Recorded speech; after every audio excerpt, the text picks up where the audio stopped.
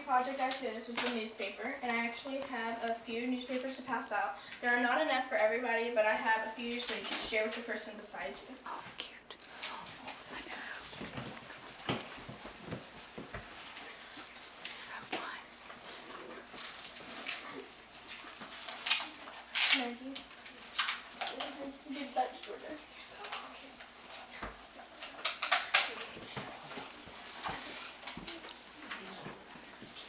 Thank you.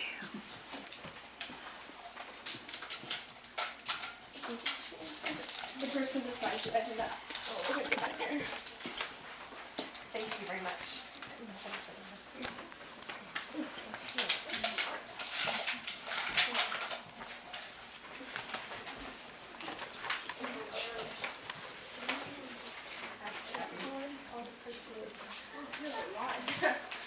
And then I have one more if somebody just not happy.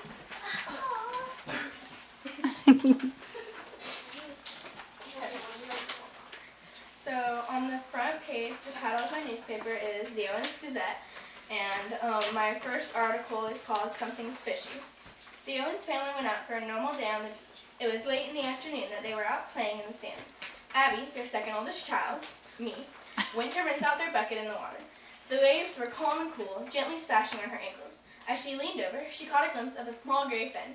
She says that at first she thought it was nothing, but the closer that she looked, she knew that this was not her imagination. Mr. Owens leapt up, yelling for Abby to back away from the water. As the waves gently rocked, you could begin to see what was in the water. It was a shark.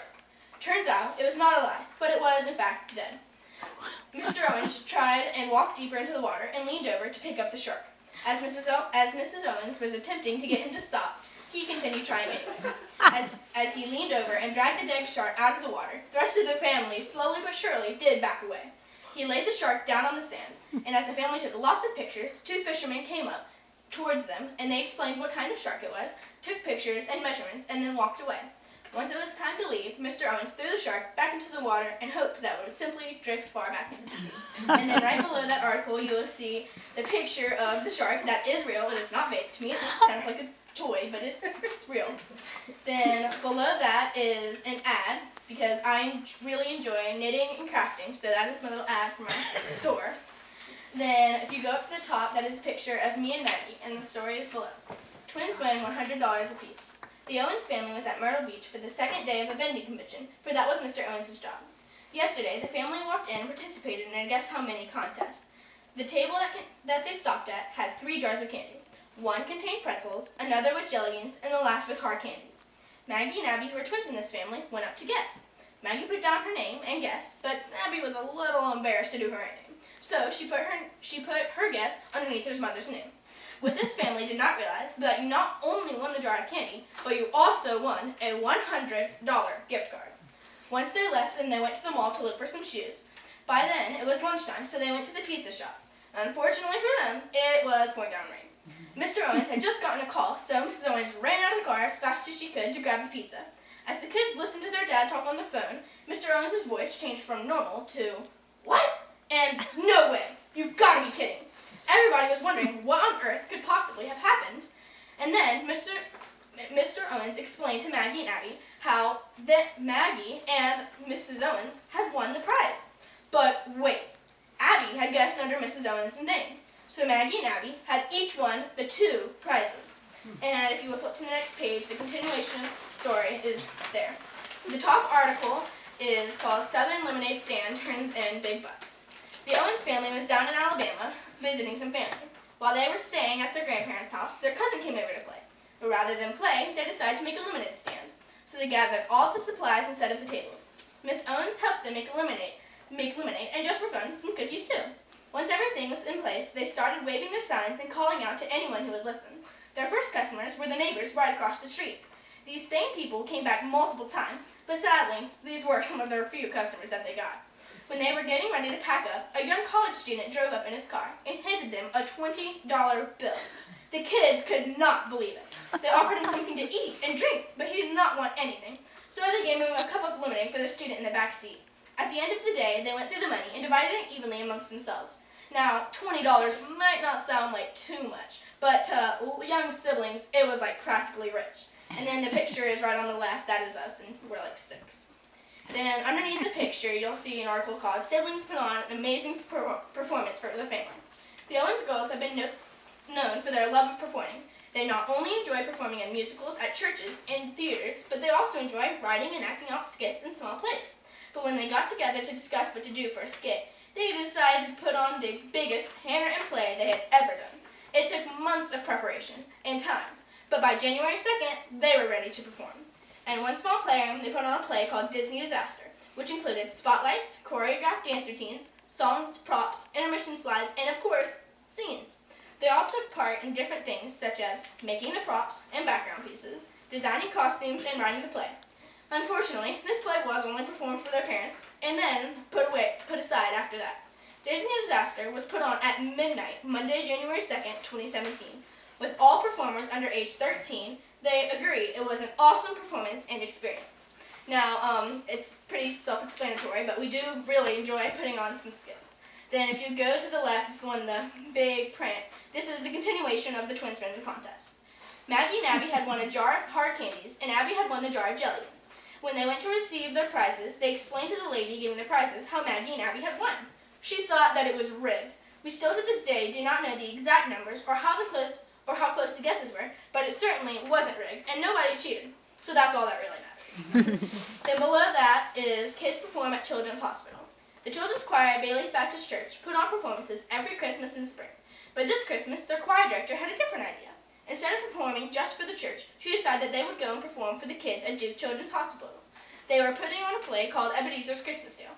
You might recognize this title because it is a take on of the popular book and movie, The Christmas Carol. The kids all agreed that it was quite an enjoyable experience and taught them how to take life for granted and that we should be thankful that we are not in the hospital. And this is just also another example of how we do enjoy putting on performances. And in the picture, we actually did this performance with Phoebe and Jennifer and a few other people. Then to the next, you will see this is a comic strip. So these are 2 little pairs, and the boy pair says, "Where should we go for our honeymoon?" "Sweetie," girl pair says, "I've always wanted to go to Hawaii." 3 years later, daddy pair, "I'm so proud of our son." Mommy pair, "I think we did a perfect job raising him." Congratulations to these wonderful parents.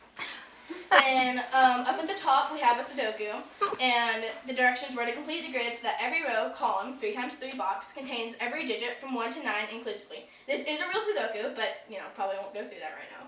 Then below that is an all about Abby word search. So the words to look for are knitting, basketball, football, crafty, trampoline, funny, Christian, Auburn, gymnastics, smart, homeschool, cook, puzzle, jump rope. These are just different words that describe me or are things that I love. Now, the last page is an Ask Abby page. So the first Ask Abby is, "Dear Abby, I'm a mom of 4 kids, and I ask my kids to make their beds every morning, but they always manage to forget or conveniently make an excuse. I try to enforce the rule, but it always seems to be bypassed. I don't know whether this should be a chore that has reward, or whether it should just be a routine to follow every morning and to be a good habit. Please help. Struggling rule enforcer." This is the smart Abby. "Dear struggling rule enforcer, I would suggest that you maybe start out by giving special rewards to those who can remember to do it on their own. You can give things such as candy, special drinks, special foods, small trinkets, and or special privileges.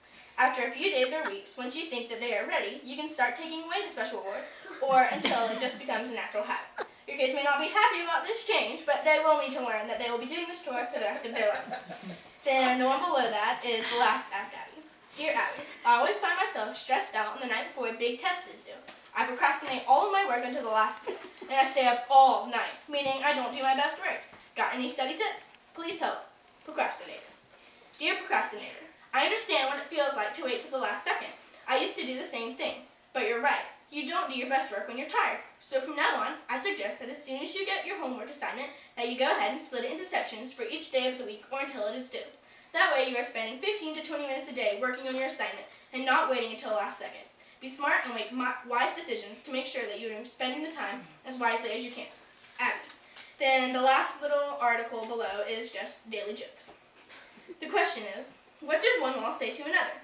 The answer, "I'll meet you at the corner." Then the next one, question, what do you call a pig that knows karate? A pork chop. Question, why are ghosts bad liars? Answer, because you can see right through them. Question, why do bees have sticky hair? Answer, because they use honeycombs. And last question is, why did the man run around his bed? Answer, because he was trying to catch up on his sleep. I really enjoyed putting together this newspaper, and if you have any questions, I would be happy.